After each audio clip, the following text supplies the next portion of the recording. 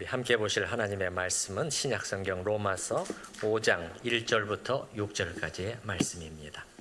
그러므로 우리가 믿음으로 의롭다 하심을 받았으니 우리 주 예수 그리스도로 말미암아 하나님과 화평을 누리자.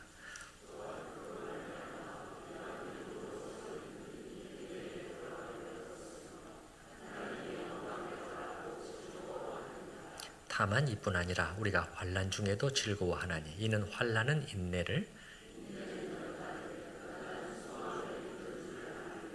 소망이 우리를 부끄럽게 하지 아니함은 우리에게 주신 성령으로 말미암아 하나님의 사랑이 우리 마음에 부은 바 됨이니 우리가 아직 연약할 때 기약대로 그리스도께서 경건하지 않은 자를 위하여 죽으셨도다. 아멘. 방금 읽은 이 성경 본문으로 금년 2025년을 마무리하고 또 내년 2026년을 시작하려고 합니다. 그러니까 이 본문으로 두 번에 걸쳐서 오늘 금년을 마무리 마지막 주일이죠. 오늘과 그리고 1월 1일 신년 새벽 예배 신년 예배 때 말씀을 드리도록 하겠습니다. 제가 오늘 설교 제목을 성도의 시련과 소망 이렇게 잡아봤는데 여러분이 금년 한 해를 돌아보실 때 어떻습니까? 참으로 좋은 일들, 감사했던 일들, 기쁜 일들 그런 일도 또 많으셨겠지만은 동시에 여러분 각자의 삶에서 겪게 되었던 크고 작은 어려움들도 있었을 줄로 압니다. 그런 것이 하나도 없었던 분이 혹 계신가요? 손 들어보세요 하면 아마 한 분도 안 계실 거예요. 예. 대부분은 좋은 일들과 함께 또한 어떤 쉽지 않았던 일, 힘들었던 일, 무척 슬프게 만들었던 일, 마음 아프게 했던 일들 그런 것들도 다 떠오르실 것이에요. 어떤 경우에는 그 일을 생각만 해도 그때가 그 순간이 너무도 고통스럽고 너무도 썼기 때문에 그냥 떠올리기조차도 싫은 그러한 일들도 있었을 것이고 또 어떤 분들은 금년에는 유독 그런 일들이 나한테 참 많았어 그렇게 되뇌이는 분들도 있을 것이고 또 어떤 분들은 정말 엄청나다고 할 수 있는 그러한 시련을 겪은 분들도 아마 계실 것이고 그 시련과 고난이 아직도 끝나지 않고 있는 분들도 계실 거예요. 아마 이런 분들이 가장 힘드시겠죠. 자, 이런 시련과 환난을 겪을 때 하나님을 믿는 성도인 우리는 어떤 마음가짐으로 살아가야 하는 것인가? 이런 때에도 우리는 과연 소망을 가질 수 있는 것인가? 가질 수 있다면 그것은 어떤 성격의 소망인 것인가? 한 해를 마무리하고 내년을 바라보는 이 시점에 우리는 어떤 소망을 붙들어야 하는 것인가? 이 점에 대해서 본문 말씀을 통해서 하나하나 살펴나가도록 하겠습니다. 자, 먼저 사도 바울은 여기 1절과 2절에서 환난과 소망에 대해서 말하기 전에 구원받은 자의 특권에 대해서 말씀해 주고 있습니다. 세 가지 특권입니다.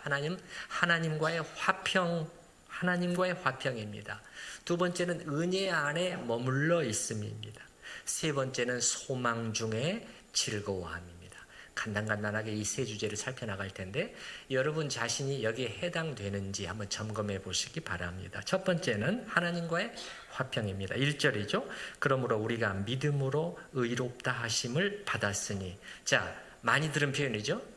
중요하기 때문에 신약성경에 많이나 자주 나오죠. 믿음으로 의롭다 하심을 받음. 두 글자로 말하면 뭐죠? 칭의. 그렇습니다. 정확하죠. 자, 그 뒷부분에 받았으니 우리 주 예수 그리스도로 말미암아 그분을 통해서 하나님과 화평을 누리자 이렇게 말씀하고 있어요. 누리자 이렇게 되어 있는데 사실 문법적으로는 이 번역이 맞지만 이 문맥상의 흐름으로 보면은 누리고 있느니라 이렇게 번역하는 것이 더 자연스러워요. 예, 믿음으로 의롭다 하심을 받고 예수 그리스도를 통해서 우리는 하나님과 이 화평을 누리고 있다. 그러니까 하나님의 진노 아래 있었던 자들이요, 하나님과 원수된 자들이었던 우리가 어떻게 의롭다 하심을 받았다. 법정적인 용어인데 이게 무죄 사면을 받았다 이 말입니다. 사형에 해당하는 자들이 무죄 사면을 받았다. 무죄 방면을 받았다. 그리고 하나님과 화목한 관계를 누릴 수 있게 되었다. 어떻습니까? 여러분은 여기에 해당이 되시나요? 네, 아멘입니다. 이것이 구원받은 자의 첫 번째 특권이죠. 두 번째는 뭐냐면 은혜 안에 머물러 있는 특권이에요. 2절 보시기 바랍니다. 또한 그로 말미암아 예수님을 통해서, 그 말입니다. 예수님을 통해서 우리가 믿음으로 서 있는 이 은혜에 들어감을 얻었으며, 자, 이게 우리가 믿음으로 서 있는 이 은혜에 들어감을 얻었다. 이게 무슨 뜻인지 얼른 잘 다가오지 않습니다. 그 이유 중에 하나는 이 헬라어 순서는 바뀌어져 있기 때문에 그래요. 들어감이 먼저 나오고 그 다음에 서 있는 이렇게 나오는데 우리말의 성격상 이렇게 이제 순서가 바뀌어 있다 보니까 더 잘 이해가 안 되는데, 제가 알기 쉽게 표현해 드리면 이렇습니다. 예수님을 통해서 우리는 믿음으로 이 은혜 안으로 들어왔고, 첫 번째입니다. 들어왔고 그 은혜 안에 서 있으며, 이렇게 말하고 있어요. 이게 구원받은 자의 특권이라는 거예요. 은혜라는 것은 여러분 이렇게 생각하시면 됩니다. 지금 들어오다 나가다 자꾸 그런 표현이 나오잖아요. 하나의 영역을 가리키는 것입니다. 은혜의 영역이 여기 있는 거예요. 은혜의 영역 아니고 바뀝니다. 예. 그런데 우리가 밖에서부터 안으로 들어왔다, 그 얘기를 하고 있는 것이거든요. 이 은혜에 들어감을 얻었으며, 그러니까 얻은 것이에요. 우리가 들어온 것이 아닙니다. 우리 힘으로 할 수 있는 어떤 일이 도무지 아니었습니다. 죄인이요 무가치하여 무능력자인 우리가 어떻게 이 은혜 안으로 자기 힘으로 들어올 수가 있었겠어요? 하나님께서 자비를 베풀으셔서 우리를 들어오도록 하나님께서 우리를 해주신 거죠. 그래서 여러분, 이 들어감이라는 이 들어감을 얻었다, 들어옴을 얻었다, 이 표현이 말이죠, 이게 가볍게 생각하시면 안 됩니다. 이 단어 자체가요 매우 무거운 단어예요. 매우 무거운 단어예요. 그러니까 이런 뉘앙스를 풍기는 단어입니다. 어떤 아주 지체 높은 사람이 있어요. 지체 높은 분이 있어요. 너무너무 만나기가 어려운 사람입니다. 꼭 만나야 되겠길래 막 간청을 하고 요청을 하고 부탁을 해서 간신히 허락을 받았어요. 그래서 만나러 갔습니다. 이게 만나러 갔는데 또 왜 이렇게 절차가 까다로운지 모르겠습니다. 무슨 신원 확인을 막 계속 확인하고, 또 첫 번째 관문, 두 번째 관문 막 통과해서 들어가. 근데 또 그 앞에서 또 기다려야 돼요. 네. 한참을 기다리니까 한 사람이 이제 딱 그 비서 같은 사람이 와서 이제 들어가실 수 있습니다. 그 들어감이라는. 그러니까 왕을 아련하거나 그럴 때 쓰는 표현이에요. 이게 들어감이. 예. 또 혹은 하나님과 관련해서는 우리 신앙적으로 표현해 보면은 성소에서 하나님의 존전에 감히 들어감을 얻는, 예, 그럴 때 쓰는 그러한 표현입니다. 그런데 이것에 그치지 않는다는 거예요. 구원받은 자의 특권은요. 들어왔어요. 들어왔을 뿐만 아니라 그 안에 계속 머물러 있을 수 있게 됐다. 그게 무슨 단어라고요? 서 있는 그 단어입니다. 이 은혜 안에, 자, 잘 표현을 한번 보셔요. 믿음으로 서 있는, 그게 이제 두 번째 나오는 표현이에요. 들어와서 서 있다는 말은 무슨 뜻이냐?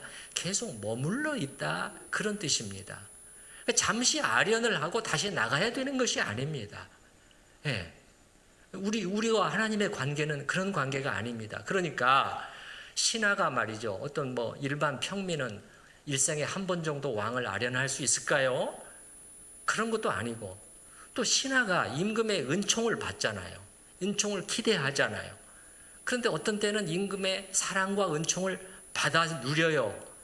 그런데 어떤 때는 또 눈치가 달라요. 은총이 줄어들어 버리거나 없어져 버린 거죠. 그런 마음이 불안하죠. 두렵죠. 그래서 어떻게 해서든지 막 비유를 맞추고 뇌물을 바치고 그래가지고 다시 또 그 은총을 다시 또 받을 수도 있는 것이죠. 이것이 아니라는 것입니다. 그게 아니고 우리는 이 은혜 안에 서 있다, 계속 머물러 있을 수 있게 되었다, 그런 뜻입니다. 그러니 이게 작은 특권입니까? 그럼 여러분께 또 질문하겠습니다. 여러분, 이 은혜 안에 들어오셨고 예수 그리스도를 믿음으로 말미암아서, 그리고 이 은혜 안에 계속 머물러 있게 되었습니까? 네, 이것도 아멘입니다. 세 번째는 구원받는 자가 누리는 특권으로 소망 중에 즐거워한다고 말씀하고 있습니다. 2절의 맨 뒷부분을 보시기 바랍니다. 하나님의 영광을 바라고 즐거워하느니라. 이 바란다고 동사로 되어 있지만 헬라어에서는 명사로 되어 있습니다. 소망이라는 단어를 쓰고 있어요. 하나님의 영광에 대한 소망 가운데, 소망 위에서 즐거워하느니라. 오늘 처음으로 소망이라는 단어가 나와 있습니다. 이 단어가 이 오늘 본문에서 핵심적인 단어예요. 키워드입니다. 앞으로 그게 나타나게 될 것입니다. 자, 신약 성경에서 여러분 소망이라는 단어를 사용했을 때는 이런 게 아닙니다. 이 엘피스라는 단어인데 이게 아니에요. 그렇게 되면 얼마나 좋을까? 꼭 그렇게 됐으면 좋겠는데 안 될 수도 있지만 정말 그렇게 됐으면 좋겠어. 이 막연한 희망이 아니에요. 그런 바람이 아닙니다. 신약 성경에서의 이 엘피스, 우리가 가진 소망이라는 것은 뭐냐면은 반드시 그렇게 되는 일이에요. 다만 지금은 아직은 아닙니다. 그래서 그것을 바라보고 희망하고 소망하고 기대하는 것, 이게 신약 성경에서 말씀하는 소망이에요. 아시겠죠? 그래서 신약 성경에서 소망이라는 단어를 사용했을 때 우리가 쓰는 막연한 희망과 다른 단어라는 것을 여러분이 기억을 하셔야 됩니다. 그런데 여러분 여기서 보시게 되면 무엇에 대한 2절 맨 뒤에 보게 되면 무엇을 바라면서 즐거워한다고요? 하나님의 영광입니다. 이것은 현재가 아니라 미래의 어떤 시점을 바라보면서 하는, 그러니까 소망이라는 것은 지금은 아니잖아요. 이미 이루어진 걸 우리가 소망이라고 하지 않잖아요. 미래의 어느 시점이죠. 미래의 어느 시점일까요? 하나님의 영광이 나타나는 때라고 말씀하고 있습니다. 그건 어느 때죠? 예수님이 다시 오실 때죠. 보라, 내가 속히 오리니. 보라, 내가 속히 오리니. 그때를 가리키는 것입니다. 그럼 이때는 무슨 일이 있는 것이냐? 하나님의 영광이라는 짧은 한 단어로 표현했는데 두 가지로 한번 얘기해 보시죠. 하나는 하나님의 영광이 나타나는 그런 일이 있습니다. 두 번째는 우리가 그 영광에 참여하는 일이 있습니다. 그러면 하나님의 영광이 나타난다는 것은 무슨 말이냐? 이게 감춰지지 않는다는 것입니다. 지금은 이게 많은 경우 감춰져 있어요. 숨겨져 있죠. 보고자 하는 사람한테만 그 영광이 보이죠. 그러나 그날에는 그렇게 안 된다는 것입니다. 성경에 있는 표현에 따르면 모든 눈이 볼 것이요, 모든 무릎이 그 앞에 꿇을 것이요, 모든 혀가 하나님께 직접 자백하리라. 그날입니다. 하나님의 영광이 나타나니 다 인정하게 된다. 두 번째는 놀랍게도 우리가 그 일반 영광이 아니라 누구의 영광에? 하나님의 영광에 참여하는 일이 있게 된다는 것입니다. 예. 그래서 여기를 보게 되면 이걸 여기 보셔요. 2절 맨 뒤쪽에 보시면 이거를 바라고 즐거워하느니라. 즐거워한다는 이 단어는 두 가지 뜻을 다 가지고 있어요. 여러분 원래적인 뜻은 뭐냐면 자랑하는 이라는 뜻이에요. 그래서 영어 성경, 번역 성경들을 찾아보면요 절반 정도 되는 것 같아요. 어떤 영어 성경들은 바라고 자랑하느니라 이렇게 번역을 해놨어요. 근데 또 나머지 한 절반 정도는 우리말 성경처럼 바라고 즐거워하느니라 이렇게 번역을 해놨어요. 그럼 여러분께 한번 여쭤보겠습니다. 여러분은 과연 무엇을 자랑하면서 무엇을 기뻐하고 계시나요? 여러분의 자랑의 내용, 여러분의 그 기뻐함의 내용은 무엇인가요? 여기 있는 하나님의 영광의 나타남인가요? 대답이 나와야 되는데 이 세 번째에서는 지금 얼른 예 그렇습니다라는 대답이 잘 못 나오네요. 자, 여러분 그런데요 사실은요 요거 있잖아요. 하나님의 영광의 나타남에 대한 그 소망이야말로 우리 신자들이 가지고 있어야 할 진짜 소망입니다. 진짜 소망이에요. 예. 그래서 신앙생활을 하면서 절대 놓쳐서는 안 되는 소망이 이 소망입니다. 그래서 우리 그리스도인들은요 성경에 이런 표현이 나올 때마다 하나님의 영광이 나타나고 우리가 그 영광에 참여하게 된다는, 그가 나타나시면 우리가 그와 같을 줄을 아는 것은 이렇게 되잖아요. 예. 참여한 이런 말씀을 들을 때마다 가슴이 약간 뛰어야 돼요. 가슴이 약간 뛰실 수 있기를 바랍니다. 그런데 이 측면은 잘 안 돼 있을 경우가 많다는 거예요. 여러분 대답이 얼른 안 나오잖아요. 세 번째는. 그래서 이제 많은 신자들은 기껏해야 어떻습니까? 기껏해야 소망이 어디에 멈춰 있어요? 그저 그냥 이 땅에 그냥 그 영원한 그 하늘의 소망이 아니라 그냥 이 땅에 잠시 있다가 사라질 것들, 그것들에 대한 그 소망, 거기에 머물러 있는 경우가 많다는 것이에요. 이것이 우리의 현주소입니다. 그래서 여기서 여러분 환난이 등장하는 거예요.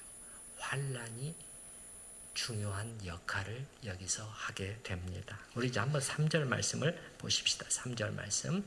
다만 이뿐 아니라 우리는 여기서 그치지 않는다. 여기서 그치지 않는다. 더 나아가는 거예요. 우리가 환난 중에도 즐거워하나니. 이렇게 말씀이 나오는 거죠. 드디어 환난이 등장하는 거예요. 이 환난도 중요한 키워드예요. 그래서 제가 환난과 소망, 시련과 소망 이렇게 설교 제목을 잡은 것입니다. 이 환난이라는 것은 뭐냐?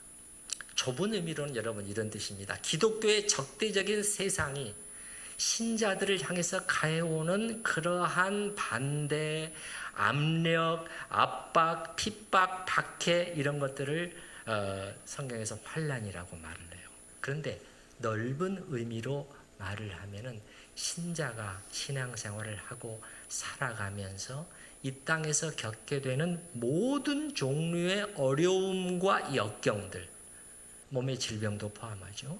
또 시련과 고난 이런 것들도 이 환난에 포함될 수가 있습니다. 자, 그런데 여기 보시게 되면 3절에 다만 이뿐 아니라 우리가 환난 중에도 이렇게 말씀하고 있네요. 우리가 환난 중에요. 이건 뭡니까? 우리는 누굽니까? 신자입니다. 불신자를 말하는 것이 아니라 사도 바울을 포함한 신자의 삶에 찾아오는 환난과 고난에 대해서 사도 바울은 지금부터 얘기하기 시작하고 있어요. 우리는 정말 이런 걸 원치 않습니다. 그리고 왜 이런 일이 우리에게 일어나야 되는지 우리가 그 이유도 다 알 수 없어요. 그러나 아는 것은 이것입니다. 하나님께서는 그분의 하나님의 무한한 지혜와 사랑 속에서 당신의 자녀인 우리들에게 때로 이것을 허락하신다는 거예요. 그거는 우리가 알 수가 있어요. 이 환난을, 시련을 허락하십니다. 그래서요, 우리가 이거를 숨기려고 할 필요가 없어요. 예수님 믿으면 다 잘 되는 거야. 어려움이라는 건 하나도 없어. 그거는 틀린 말이에요. 사도 바울도 복음을 전하면서부터 그 점을 분명히 하게 되면 처음 예수를 믿은 초신자들에게도 이 사실을 숨기지 않습니다, 여러분. 그래서 사도행전 14장에 보게 되면은 이제 예수를 막 믿게 된 그 신자들을 모아놓고 이렇게 말을 해요. 우리가 하나님의 나라에 들어가려면 많은 환난을 겪어야 합니다. 이 사실을 숨기지 않아요. 목사들도 이 사실을 교회 강단에서 숨기면 안 되죠. 왜 우리의 삶에 고난이 찾아오는 것인가? 제가 그 책의 내용을 읽어보지는 못했지만 책 제목이 이렇게 되어 있더라고요. 고난의 신비.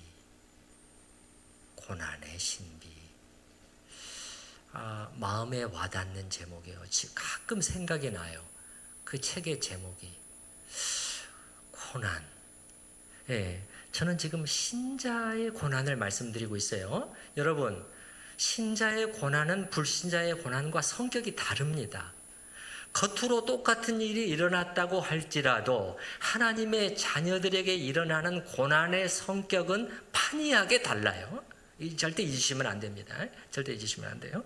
그런데 이 고난이라는 것은 정말 많은 비밀을 그 속에 담고 있는 것 같아요.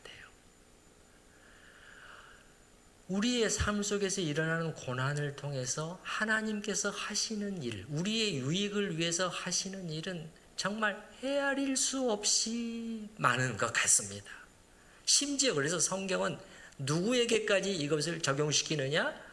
예수님에게까지 이걸 적용시키잖아요. 뭐라고 말씀하죠? 그가 아들이시라도 받으신 고난으로 어떻게? 순종함을 배워서 온전케 되셨은지. 예수님에게까지 적용되는 것이 고난의 신비라니까요. 우리가 함부로 다 안다고 생각하면 절대 안 됩니다. 어쨌든 여러분, 이 말은 맞습니까? 틀립니까? 우리가 하나님께 복을 많이 받으면 우리에게는 절대 어떤 어려운 일도 생기지 않을 것이다. 맞아요? 틀려요? 네, 틀리다는 거예요. 하나님께 복을 많이 받은 사람에게는 시련이 매우 적게 일어나거나 절대 일어나지 않습니다. 하나님이 그에게 진짜 복을 주셨다면 그에게 어려운 일은 절대 생기지 않을 것입니다. 이것이야말로 거짓말이에요. 이게 바로 거짓 복음입니다. 근데 거짓 복음이 이 강단에서 유감스럽게 많이 선포되고 있어요. 이렇게 노골적으로는 말하지는 않지만 그러한 생각을 집어넣는 것이죠. 그러면 신자들은 복 받기 위해서 그야말로 막 그냥 헌신하고 헌금하고, 좀 어려움이 있으면은 내가 하나님께 지금 막 복을 받지 못하고 있구나, 그것 때문에 좌절하고, 얼마나 이 성경의 말씀을 지금 왜곡시키고 있는지. 여러분, 다윗 한번 생각해 보세요. 더더욱 우리 가까이 지금 다윗을 공부하고 있잖아요. 다윗을 사무엘상, 하나님께서 나의 종이라고 불렀던 내 종 다윗이라고 하나님께서 불렀던 다윗의 삶에 이제 시작되고 있습니다. 그의 삶에 앞으로 얼마나 모진 시련이 펼쳐질 것인지 여러분이 보시게 될 거예요. 다윗은 복받지 못한 사람입니까? 아니죠. 하나님이 다윗의 일생에서, 나중에 언제 따로 이 부분 주제를 말씀드리겠지만, 하나님께서 어떻게 다윗을 빚어가셨는가, 그거는 우리가 나중에 보면 이게 또 고난의 신비라는 거예요. 그 순간에 다윗은 몰랐죠. 너무 힘들어요.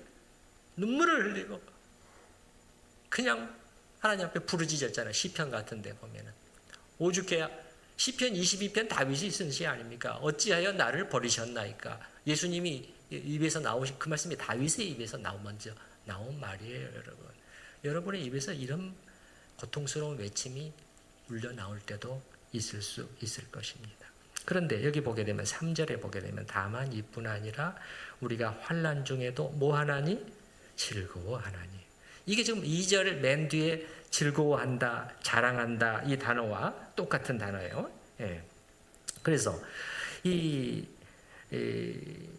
환난 중에도 우리는 이것을 자랑하나니, 이 환난 중에도 즐거워하나니, 이게 소극적인 참아냄뿐만 아니라 적극적인 자세죠. 그렇죠? 이게 성도가 세상에 보여줄 수 있는 이게 간증이란 말이에요. 놀라운 간증이란 말이에요.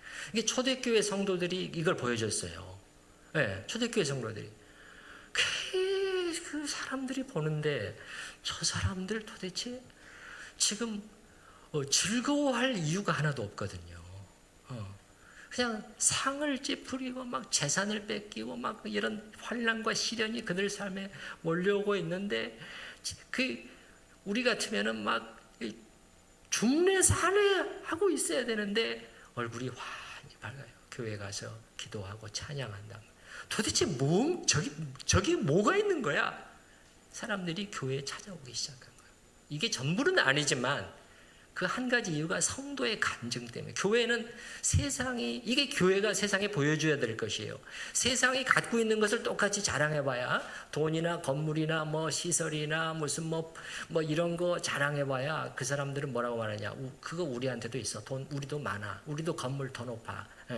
그렇게 말을 해요. 그들에게 없는 것을 보여줄 때, 간증할 때 교회에 거기서 능력이 나오는 것입니다. 근데 여러분, 자 여기 보십시다.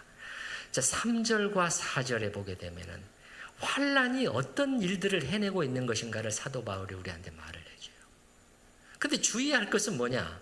여기 보게 되면은 이렇게 되느니라 이렇게 얼른 보여요. 그럼 뭐냐? 마치 자연스럽게 되는 것처럼 이렇게 느껴질 수가 있는데 그렇지는 않습니다. 그렇지는 않아요. 그냥 가만히 있는다고 자동적으로 이 일이 되는 것은 아닙니다. 자동적으로. 우리는 어떻습니까? 우리 인간인지라 그런 어려움에 봉착하게 됐을 때 우리는 처음에는 당황합니다.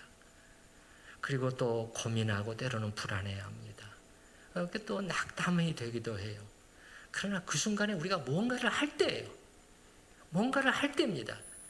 하나님을 다시 한번 믿음의 눈으로 바라보고 약속의 말씀을 붙들 때입니다. 믿음을 우리한테 적용해서 생각할 때입니다. 그렇게 뭔가 할 때 여기 있는 이런 일이 일어나요. 그렇지 않으면 어떻게 됩니까, 여러분?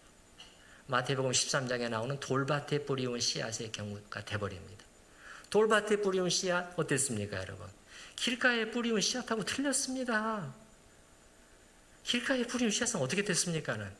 그냥 사탄이 새가 딱 날아와서 쪼아먹어버려요. 그 말씀이 안에 스며들어가게 되니 다 뺏어가 버려요. 여기는 아니었습니다. 뭐라고 나오느냐? 말씀을 듣고 즉시 기쁨으로 받았다 이렇게 나오고 있습니다. 여러분, 시작이 좋았어요. 기쁨으로 받았습니다. 기쁨이 있었습니다. 얼마간 성장도 했습니다. 그런데 뭐라고 하느냐?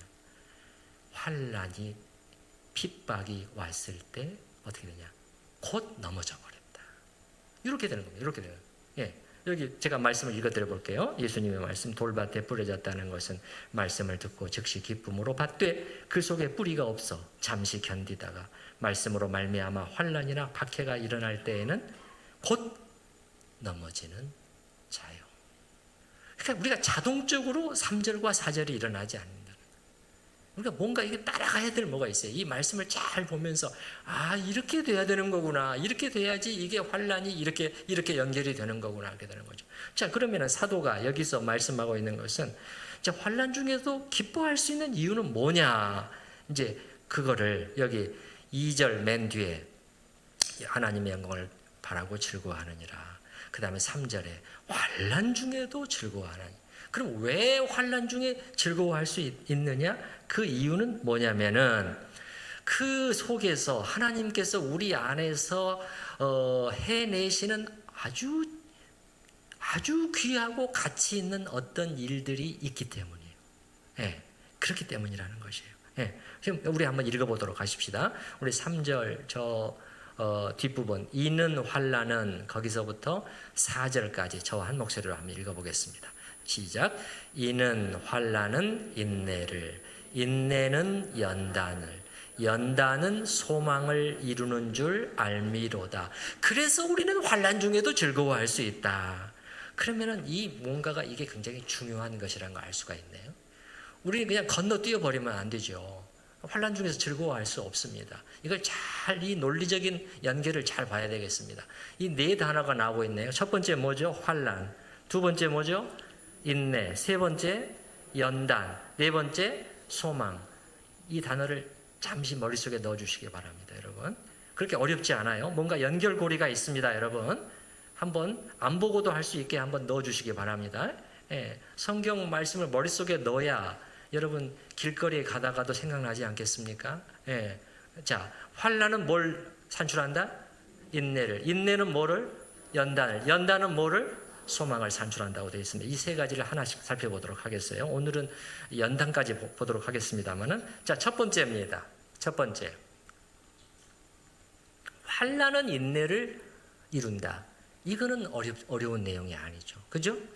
그건 이해하기가 매우 쉬워요. 왜냐하면 고난이나 시련이 없는데 인내할 필요가 있나요? 모든 것이 다 잘 돼요. 거기서 인내할 필요가 뭐가 있겠습니다. 인내가 요구되지 않습니다. 그런데 이제 힘든 상황에 자기가 놓이게 되었을 때 이제는 달라집니다. 남자들이 예를 들어서 군대에 갈 때, 제가 군대 가는 청년들에게 해주고는 하는 말이 이것이라고 제가 말씀을 드렸잖아요. 거기 가서 부정적으로 생각하지 말고 긍정적으로 생각해. 거기서 아주 배울 수 있는 중요한 덕이 있는데 그거는 인내야. 그거를 꼭 배워왔으면 좋겠다. 왜 그러냐면 군대라는 것은 막 신체적으로 그다음에 정신적으로 엄청나게 참아야 되는 곳입니다. 이 몸도 그렇잖아요. 몸도 우선 잠이 부족해요. 틈만 나면 존다니까요. 그래서요. 예, 그래서 이 왜 그러냐? 이게 밤에 내무반 불침번을 서야지. 또 곤히 자고 있으면은 깨웁니다. 깨워서 이 파카랑 방한복을 입고 이렇게 추운 겨울날에도 저 밖에 나가서 막 2시간씩 외곽 경계 근무를 서야 됩니다. 또 배도 고파요. 먹고 싶은 것도 마음대로 못 먹습니다. 그래서 군대는 말할 때 춥고 배고프고 졸리는 곳이다. 이렇게도 말을 하잖아요. 또 거기다가 그것뿐입니까? 그대로 고된 훈련을 받아내야 됩니다. 그래서 1년 내내는 아니지만 또 그런 때가 있어요. 예. 그러면 이제 저도 군대에서 경험한 것이 뭐냐면 한 그런 훈련을 일주일 내지는 한 달을 막 받는 경우가 있어요. 그렇게 되면 뭐 여러 가지 또 혹한기 훈련이다, 막 여러 가지가 있지 않습니까? 제가 배운 것이 뭐냐면, 내 몸이 이런 상태에서도 버텨내네. 그걸 제가 배웠어요. 사람의 신체가 생각보다 이 한계 상황이 굉장히 멀리까지 가더라고요. 예, 이 정도 되면 쓰러져야 되는데 쓰러지지 않고 견뎌내는 거예요. 예, 이 육체적인 그러한 것이 있지만은 또 정신적인, 어떻게 보면 이게 더 큽니다. 예, 그죠. 군대라는 곳은 정말 너무 부조리한 일들이 많고 말도 안 되는 명령이 막 떨어지고 막 억울한 일이 속출하고 이 선임병들이 괴롭히고 막 이게 속된 말로 갈군다고 합니다. 예, 죄송합니다. 이 갈굼을 당하면 이거 정말 죽을 지경입니다. 그래서 여러분, 군대에서 뭐 문제 일으키는 병사들이 있잖아요. 탈영을 하거나 막 총 들고 탈영하고 난리치고 막 극단적인 선택을 하는 경우들이 있는데 훈련이 너무 힘들어서 그랬습니다. 그런 사람 거의 없어요. 정신적인 고통이 너무 심해서 그것 때문에 다 이렇게 하는 거예요. 그래서 이 정신적인 고통이 또 큰데, 자, 근데 군대에서 왜 인내력을 우리가 배울 수 있느냐? 자, 사회를 생각해 보십시다. 이게 군대 밖에 있어요. 직장 생활을 하고 있습니다. 저 막 이 상사 한 명 때문에 못 살겠습니다. 그러면 도저히 안 되겠다 싶으면 어떤 결정을 할 수 있습니까? 직장을 퇴사하는 거예요. 내가 저놈 얼굴을 보느니 내가 10년 손해본다. 딱 이렇게 하면 되는 겁니다. 군대는 그게 안 돼요. 그러니 참아야 합니다. 그러면서 인내력이 길러집니다. 그래서 3절 말씀이 환난은 인내를 이룬다. 여러분 여기 보게 되면 맨 뒤에 동사가 나와요. 4절 맨 뒤에 연다는 소망을 이루는 줄 알미라. 이룬다 이 말은 일에서 만들어낸다 그런 뜻이에요. 일에서 만들어낸다. 사도 야고보도 똑같이 말씀했지 않습니까? 내 형제들아 너희가 여러 가지 시험을 만나거든 온전히 기쁘게 여기라. 이는 잘 들어보세요. 너희 믿음의 시련이 인내를 만들어내는 줄 알미라. 시련은 인내의 덕을 산출해 냅니다. 여러분 거부하려고 하지 마십시오. 거부하려고 하지 마세요. 없게 해달라고만 외치지 마시기 바랍니다. 그러면서 사도 야고보가 그 다음에 바로 뭐라고 말씀하냐? 인내를 온전히 이루라 이렇게 말씀하냐? 인내를 온전히 이루라. 자, 여러분 이 인내를 이루는 과정이 왜 또 우리에게 필요하냐? 이 과정에서 우리의 자기 신뢰가 벗겨지게 돼요. 무슨 신뢰? 자기에 대한 신뢰입니다. 여러분 우리는 자기 자신을 과대평가하는 경향이 있어요. 자기 믿음이 좋다고 생각을 합니다. 자기가 아주 든든히 서 있다고 생각을 해요. 그런데 어떤 작은 일을 겪으면서도 흔들리는 자신을 보게 된다는 말이에요. 어떤 때는 심하게 요동치는 자기 자신을 보게 된다는 거예요. 자기의 현주소예요. 그게 자기의 실체예요. 그동안에 자기가 참 이렇게 믿음도 좋고 이론이었어요. 이론이었습니다. 이론. 그게 아니고 내 실체가 이때 드러나게 됩니다. 그러면 어떻게 돼요? 겸손하게 되는 거예요. 내가 이 정도밖에 안 되는구나. 자기 신뢰가 껍질이 다 벗겨집니다. 적나라하게 다 벗겨져요. 그리고 자기를 더 이상 의지하지 않게 됩니다. 주님을 찾게 되는 거예요. 주님을 의지하게 되는 거죠. 그러니 이 인내의 과정이 얼마나 우리한테 유익하냐 말이에요. 유익하냐 말이에요. 그 다음에 보게 되면 4절 보게 되면 인내는 무엇을 이룬다고요? 인내는 연단을입니다. 자, 연단을. 요거 단어의 원래 뜻은 증거, 증명 그런 뜻입니다. 증명된 어떤 것을 말할 때 확인된 어떤 것. 뭔가 테스트를 거친 것입니다. 뭔가 테스트를 거친 거예요. 그래서 입증이 됐다고 할 때 이 단어를 쓰는 것입니다. 어떤 테스트를 거쳐봐가지고 그 시련을 견뎌내는가 쫙 보는 거예요. 훈련을 시킬 때 그렇잖아요. 그 다음에 합격이 된 거예요. 통과했어. 넌 됐어. 인정된 거야. 입증이 됐을 때 그렇게 해서 테스트를 통해서 입증된 어떤 성품 같은 거 그게 연단입니다. 아시겠나요?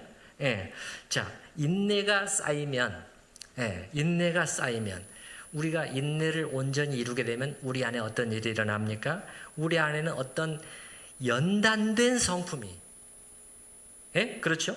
단련된 믿음의 성품이 만들어지게 돼요. 여러분, 이런 일이 보이지 않는 가운데 일어납니다. 우리는 내적으로 더욱 단단해지고 성숙하게 됩니다. 성숙해져요. 막 거부하고 짜증 부리고 난리치고 그렇게 하지 않고 인내를 온전히 이루게 되면은 이 연단의 성품이, 단련된 성품이 우리 안에 쫙 이렇게 자리 잡게 되는 것이에요. 근데 그래서 어떤 영어 성경에서는요, 예루살렘 바이블이라고 하는, 예루살렘 성경이라고 하는 영어 성경에서는 이 연단을 뭐로 번역을 해놨느냐? 성숙한 성품이라고 바로 그냥 번역을 해놨어요. 인내는 성숙한 성품을 이루며 이렇게 번역을 해놨어요. 또 어떤 주석학자는요, 아주 자기 나름대로 길게 풀어서 봤어요. 뭐라고 말하느냐? 이 연단은 뭐냐? 신참자와 반대되는 고참자의 침착함을 가리켜요. 여러분, 신참자는 어떻습니까? 무슨 일만 있으면 막 난리치잖아요. 불안해하고. 그러면 고참자는 어떻습니까? 괜찮아. 다 겪어봤어. 다 이겨낼 수 있었어. 이렇게 되는 거죠. 그게 연단이에요. 그게 연단. 따라서 해보십시다. 연단. 참으로 귀한 성품입니다, 여러분. 참으로 귀한 성품이에요. 하나님께서 우리 안에서 형성해 내기를 원하시는 하늘의 성품입니다. 하늘의 성품이에요. 그런데 이 연단의 성품은 오직 뭐를 통해서만? 고난과 시련을 통해서만 형성될 수 있다는 것이에요. 그러니 이게 우리 생각과 다른 것이죠. 우리는 이게 없었으면 좋겠다는 거. 환난이 없었으면 좋겠다는 거. 그러나 그거는 인내도 연단도 만들어내지를 못한다는 거예요. 잘 생각해 보시기 바랍니다. 이게 영원히 남을 가치 있는 그거 아닙니까? 보물과 같은 것이에요. 보물과 같은 것. 예수님을 닮은 성품을 하나님은 우리 만들어내시는 거예요. 오늘은 이 연단까지만 보도록 하겠는데, 설교를 마무리하면서 제가 한 가지 더 말씀드리고 싶은 것은, 만약에 여러분에게 여기 본문에서 말씀하는 이 3절과 4절에서 말씀하는 이런 일이 일어나고 있다면 이것이야말로 여러분이 구원받았음을 증명해 주는 그 한 가지가 아닌가, 저는 이렇게 생각을 해보게 됩니다. 만약에 여러분이 크고 작은 시련 속에서, 특별히 큰 그러한 환난 속에서도 이렇게 지금 견디어 나아가고 있다면, 그런 분들이 분명히 계실 거예요. 야고보서 말씀대로 인내를 온전히 이루고 있다면, 하나님에 대한 여러분의 그 신앙과 믿음과 이 사랑을 포기하지 않고 있다면, 그래서 연단의 성품이 여러분 안에 연걸어 가고 있다면, 이것이 무슨 증거다? 여러분이 진정으로 구원받았다. 여러분은 영생을 소유한 자라는 것. 하나님의 사랑받는 자녀라는 것을 입증해 주는 한 가지 기준이라고 저는 말씀을 드립니다. 예. 복된 상태예요. 내 이름이 생명책에 있는 것이구나. 그래서 여러분, 저기 5장 1절 2절 조금 전에 봤지 않습니까?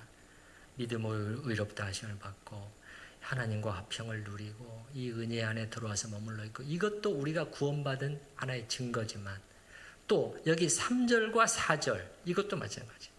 3절과부터 나오는 이런 내용들이 우리 안에 일어나고 있다면, 이것 또한 1절 2절 못지않게 우리가 구원받은 하나의 증거가 된다고 말씀을 드리는 것입니다. 이 점을 생각을 하면서 여러분 가운데 특히 시련의 한 복판에 계신 분들, 인내를 온전히 이루어내실 수 있기를 주님의 이름으로 축원합니다.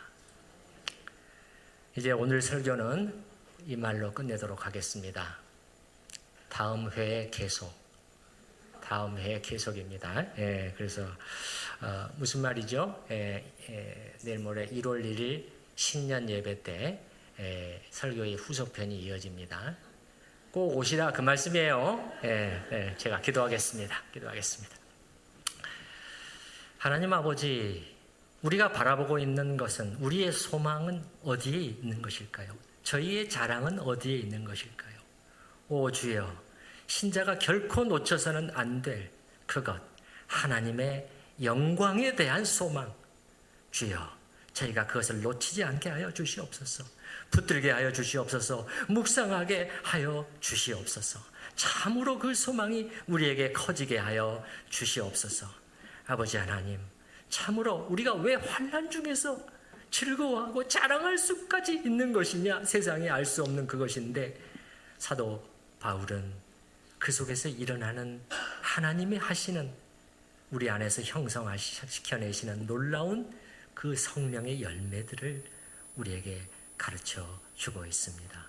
참으로 귀한 것들, 사실 고난이 없으면 절대 연그러질 수 없는 열매들을 우리에게 보여주고 있사온데, 주여 저희는 어떻게 해야 될까요? 시련의 한 복판에서 정말 못 살겠다고 제발 치워달라고만 외쳐야 될까요? 주여 저희를 붙들어 주시옵소서. 주님의 말씀을 따라 이 시련의 정글을 헤쳐나갈 수 있도록 저희를 도와 주시옵소서. 예수님의 이름으로 기도하옵나이다. 아멘. 우리 찬송가 301장입니다. 우리 찬송가 301장 우리 함께 부르실 때 이것도 우리도 한번 좀 나눠서 불러주시면 좋겠어요. 우리 1절은 우리 남자 성도님들만, 2절은 여자 성도님들만, 3절은 다 함께 우리 금년 한 해를 마무리하면서 이 찬송을 부르도록 하십시다.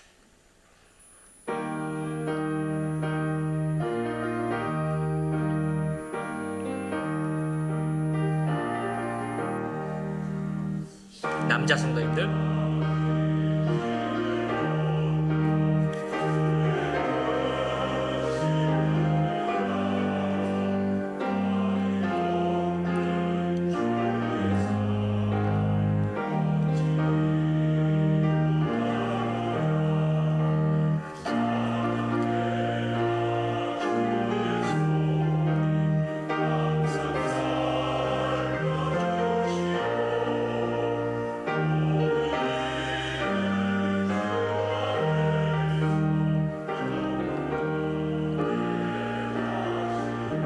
여성도님,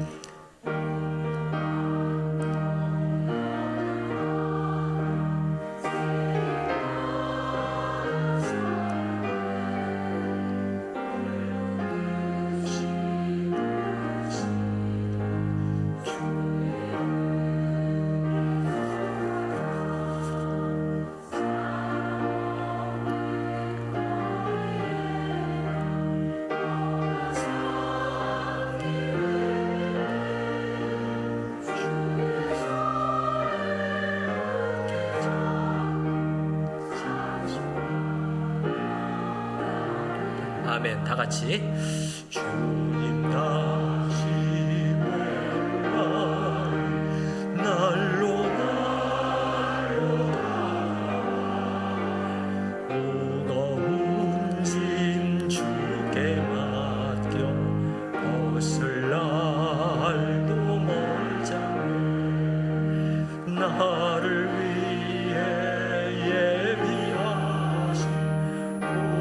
주